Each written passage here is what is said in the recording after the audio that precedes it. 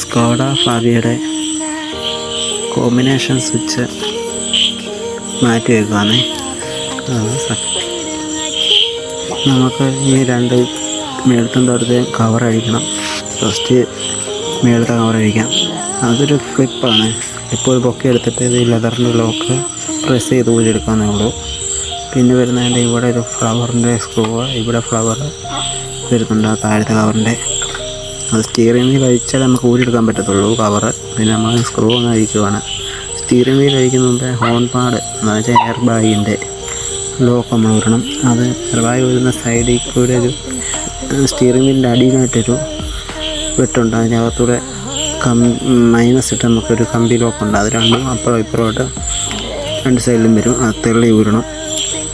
അത് കണ്ണടി വെച്ച് നമുക്ക് നോക്കിയാൽ നല്ല കാണാൻ പറ്റും. കണ്ടോ, അത് നമുക്ക് കൂടിയിട്ട് ഇത് എയർ ബാഗ് നമുക്ക് കൂടിയെടുക്കാവുന്നതാണ്. എയർ ബാഗിൻ്റെ സോക്കറ്റ് പിടിക്കുക. പിന്നെ സ്റ്റിയറിംഗ് നേരെയാക്കണം. നേരെ എന്ന് വെച്ചാൽ ടയർ നേരെ. അതുപോലെ ഈ ഫോണിൻ്റെയൊക്കെ കണക്ഷൻ, എയർ ബാഗിന് കണക്ഷൻ കൊടുക്കുന്നൊരു റിബൺ പോലെ സാധനമുണ്ട്. അത് വെച്ചാൽ ഞാനിപ്പോൾ പേര് പറഞ്ഞാൽ എനിക്ക് കറക്റ്റ്, ഞങ്ങൾ റിബൺ എന്നാണ് പറയുന്നത്. അതിൻ്റെ പേരാണ് ക്ലോസ് ബ്രേക്ക്. ഡാമേജ് വരാതിരിക്കാൻ വേണ്ടിയാണ് നേരെ വെച്ചിട്ട് സ്റ്റിയറിംഗ് വീൽ അഴിച്ചെടുക്കണം. താഴത്തെ ഒരു കറങ്ങുന്ന സാധനം കണ്ടോ. പിന്നെ അതിന് കറങ്ങാതിരിക്കാൻ വേണ്ടി ഒരു റിസർവേഷൻ വെച്ച് ഒട്ടിച്ച് വെക്കണം. അത് കറങ്ങിപ്പോയാൽ പിന്നെ സെറ്റ് ചെയ്യണമെങ്കിൽ 3 റൗണ്ട് അങ്ങോട്ടും 3 റൗണ്ട് ഇങ്ങോട്ടും കറക്കി അതിൻ്റെ റൗണ്ട് എത്ര കറക്കുന്നതിൻ്റെ സെൻറ്റർ നോക്കിയാണ് നമ്മൾ വെക്കുന്നത്. അതിൻ്റെ ആവശ്യമില്ല. നമ്മൾ അറിയാതെ കൂരിയാൽ മാത്രം അങ്ങനെ ചെയ്താൽ മതി. അല്ലെങ്കിൽ സ്റ്റിയറിംഗ് കയറ്റിയാൽ ആ റിബൺ ഡാമേജ് വരും. പിന്നെ നമ്മൾ മറ്റേ കോമ്പിനേഷൻ്റെ ഒരു എല്ലെങ്കിൻ്റെ ഒരു സ്ക്രൂ ഉണ്ട്. അത് നമ്മൾ അഴിച്ചെടുക്കണം. എന്നിട്ട് നമ്മളിപ്പോൾ വലിച്ച അതിൻ്റെ ഊരിയെടുക്കണം. പിന്നെ ഈ വയർ സോക്കറ്റ് കണക്ഷൻ ഊരിയെടുക്കണം. ഇപ്പോൾ നമ്മൾ ഊരിയെടുത്തിട്ടുണ്ട്. എന്നിട്ട് സെക്കൻഡാണ് നമ്മൾ ലൈറ്റിൻ്റെ കോമ്പിനേഷൻ സ്വിച്ച് മാറ്റുന്നത്. അതിനകത്ത് മൊത്തം പീസാക്കി ക്ലീൻ ചെയ്ത് സെറ്റ് ചെയ്യാൻ വേണ്ടിയാണ്. പക്ഷേ എൻ്റെ കണക്കിന് കാലൊക്കെ ഒടിച്ചിട്ടുണ്ട്. അതൊക്കെ നമ്മൾ ഈ വണ്ടി ഇരിക്കുന്ന കവർ തന്നെ ആക്കും. എന്നിട്ട് മൊത്തം പീസാക്കി അതിൻ്റെ അകത്ത് വേറെ ഒന്നുമില്ല. ചെറിയ സ്പ്രിങ്ങും ചെറിയ കുറച്ച് സാധനങ്ങളേ ഉള്ളൂ. പേടിക്കാനുള്ള സംഭവമൊന്നുമില്ല അതിൻ്റെ അകത്ത്. അഴിക്കുമ്പോൾ കാണാം. നമ്മൾ അത് ബോർഡോ കാര്യങ്ങളോ എല്ലാം വരികയാണ്. അതിൻ്റെ അകത്ത് പ്രത്യേകിച്ച് ചെറിയ കോണ്ടാക്റ്റുകൾ വരുന്നുള്ളൂ.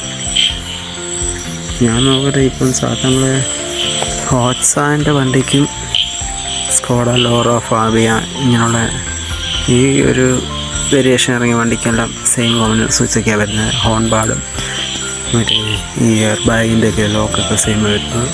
ഇതുകൊണ്ട് ഇതിനകത്ത് വേറെ ഒന്നുമില്ല. പ്രത്യേകിച്ച് ബോർഡോ വരാനും ചെറിയ കോണ്ടാക്റ്റുകളൊക്കെ അതൊക്കെ നോക്കി വരുക, തിരിച്ച് അതുപോലെ സെറ്റ് ചെയ്യുക. പിന്നെ നല്ലോണം ക്ലീൻ ചെയ്യണം. സെറ്റ് ചെയ്യുമ്പോൾ ഗ്രീസെല്ലാം ഇട്ട് പഴയ ഗ്രീസൊക്കെ ഒന്ന് തുടച്ച് കളഞ്ഞ് പുതിയ ഗ്രീസൊക്കെ ചെയ്ത് അതുപോലെ നമുക്ക് റീസെറ്റ് ചെയ്യാൻ പറ്റും. അത്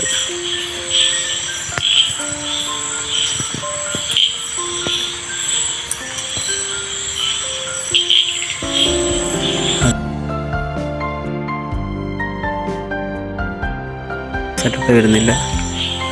ഒരു വേറെ കാല രീതിയിലൊക്കെയാണ് വർക്ക് ചെയ്യുന്നത്. രസമാണ് ഇത് അയച്ച് റീസെറ്റ് ചെയ്ത്.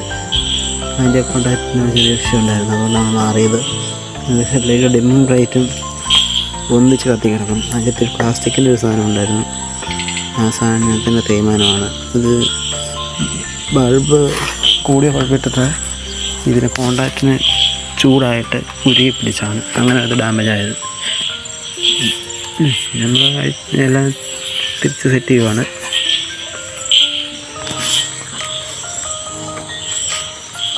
ചെറിയ സ്ക്രൂ ആണ് കവറിന് വരുന്നത്. ലോക്ക് പോലും ഇല്ല. ചില കവറിലൊക്കെ ലോക്ക് അത് ഊരിട്ട് പിന്നെ തിരിച്ചപ്പോൾ പൊട്ടിപ്പോൾ ഇയാളാണ് സ്ക്രൂ ആയിക്കൊണ്ട് നല്ല ഇളക്കെടുക്കാനൊക്കെ നല്ലതാണ്. പിന്നെ നമ്മൾ ചെക്ക് ചെയ്യുകയാണ്. നല്ല രീതിയിൽ വർക്ക് ചെയ്യുമെന്ന് നോക്കണം. ഇനി വണ്ടി പിടിപ്പിക്കാം. കപ്ലർ കുത്തുന്നത് ഇട്ടിട്ടുണ്ട്. എല്ലാം തിരിച്ച് സെറ്റ് ചെയ്തിട്ടുണ്ട്. താഴത്തെ കവർ പിടിപ്പിച്ച് മേളത്തെ കവറിൻ്റെ ലോക്ക് കാലിൻ്റെ ഇങ്ങനെ താപ്പോട്ട് സ്ലൈഡ് പോലെ കിടന്നിട്ട് രണ്ട് സൈഡും താപ്പോട്ട് വയ്ക്കാൻ മതി. സ്റ്റിയറിങ് നേരെ പഴയ നമ്മൾ ഊരിയോടെ നേരെ ഇട്ടിരിക്കുക. അതിന് മുമ്പ് ഇങ്ങനെ ഇൻസ്റ്റലേഷൻ അടിച്ച് കളയണം. സ്റ്റിയറിംഗ് വെച്ചിട്ട് എയർ ബാഗ് സെറ്റ് ചെയ്യണം. എയർ ബാഗ് വെച്ചിട്ട് അപ്പുറം ഇപ്പുറം കൂടെ പിടിച്ച് അതുപോലെ അമക്കിയാൽ മതി. അപ്പോൾ ലോക്ക് കയറിക്കോളും. ലോക്ക് കയറിയിട്ടുണ്ട്. ഇനി ബാറ്ററി കൊടുത്തിട്ട് ലൈറ്റ് ചെക്ക് ചെയ്യുകയാണ്. ഇഗ്നിഷൻ ഓൺ ചെയ്തു. Indicator left, right, park, dimmer bright change ചെയ്യുന്നുണ്ട്. ക്ലാസ് അടിക്കുന്നുണ്ട്. ഇൻഡിക്കേറ്റർ വർക്ക് ചെയ്യുന്നുണ്ട്. തിരിച്ച് വർക്ക് ചെയ്യുന്നുണ്ട്. ഇനി ലൈറ്റ് ഓഫ് ചെയ്തിട്ടുണ്ട്. വൈപ്പർ അടുത്ത കളറ്. റിയർ വൈപ്പറിന് എല്ലാം ഉള്ള കംപ്ലൈൻറ്റ് ഉണ്ട്. മോട്ടറിൻ്റെ ഇഷ്യൂ ആണ്. അപ്പോൾ നമ്മൾ പിന്നെ ദിവസം നോക്കുന്നതാണ്.